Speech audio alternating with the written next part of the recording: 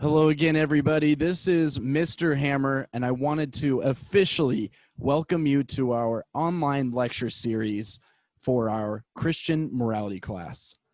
It was wonderful meeting you all during our Zoom session today, and I wanted to reiterate how proud I am already of you for taking on this challenge of virtual learning and making it the best that it can be. I give you a lot of credit for taking this on. I know it's a lot. But remember, you are unique, you are awesome, and I know that we will come out stronger on the other side from this virtual learning platform as we navigate through the fall semester. So we are pilots indeed, yes. And a little reminder, I want you to keep in mind as we go through class. It's one of my favorite sayings, and the saying goes, the bad news is time flies. The good news is that you're the pilot. So as we soar together and take flight this semester, I want you to know that, yes, you are the pilot. You are the protagonist of your own story. And in this class, we will grow together. We will learn together. And our motto that we will hold close throughout this class is this: whoever you are, wherever you are on your faith journey, you are welcome here. So I hope you enjoy class. So let's jump right in to lesson 1. Lesson 1, the 4 temperaments. St. Augustine said, know thyself and thy faults, and thus live. The 4 temperaments. The 4 temperaments were originally proposed by Hippocrates, the father of medical science. This occurred around 350 years before the birth of Christ.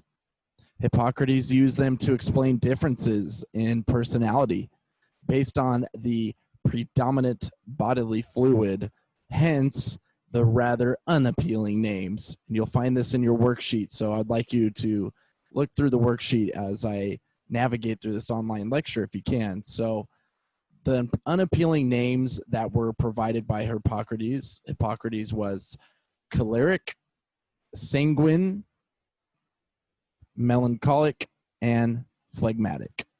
Okay, so those are the 4 temperaments.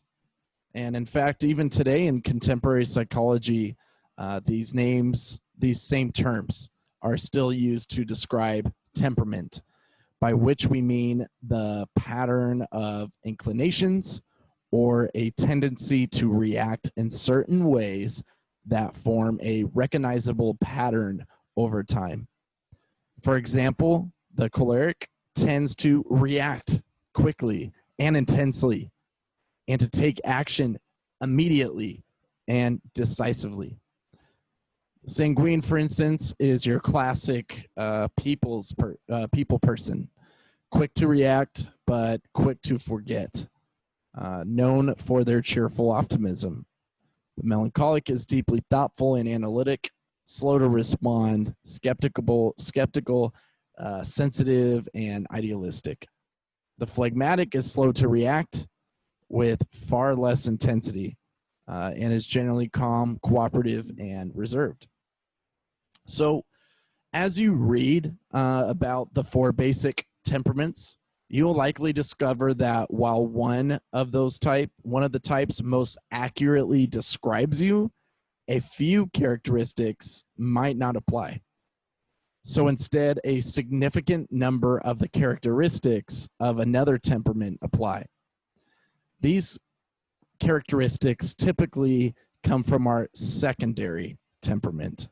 Okay, and we'll explain that a little bit more next class. But for the moment, I want you to remember that most people are a combinations of sorts. Okay, so the strengths and weaknesses of our personalities.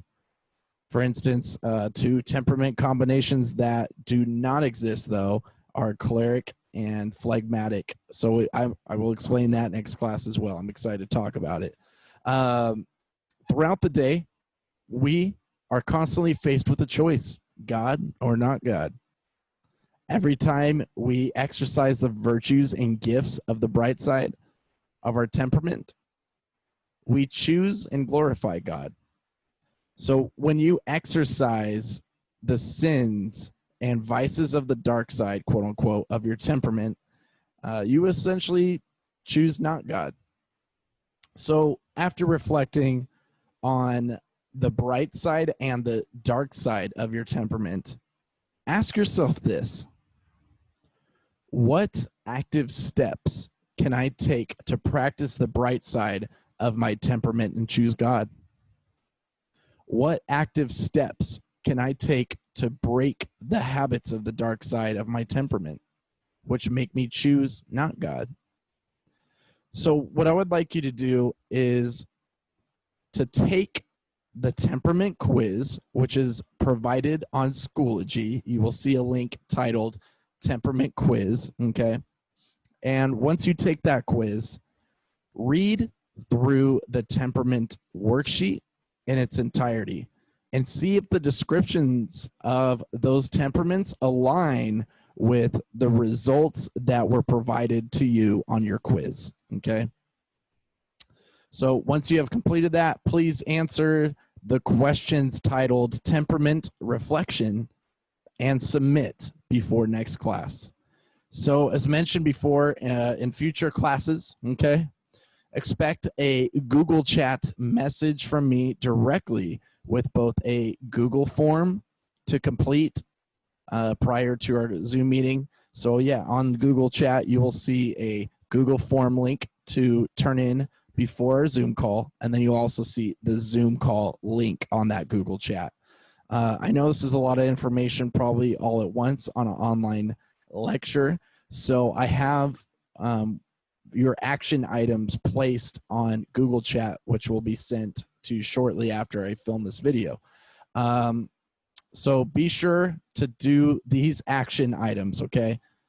Action items number 1, take the temperament quiz. Action item number 2, read the temperament worksheet. Action item 3, complete the temperament reflection, which all of these action items can be accessed through Schoology, okay? The other thing that you could get a head start on if you would like is there's a Google form titled About Me. And on that Google form, that will be your entry ticket for the next class. So that will have to be done a little bit before our Zoom call next session. So you could get a head start on that if you would like. But other than that, as I mentioned before, be on the lookout for those Google chats, messages from me. And if you have any questions, feel free to reach out via Google Chat or email, preferably Google Chat if you want a quicker message back from me. I check that a lot. And that is a wrap for lesson number 1. So be sure to complete those action items. And until next time, I'm Mr. Hammer. Take care, pilots. See you soon.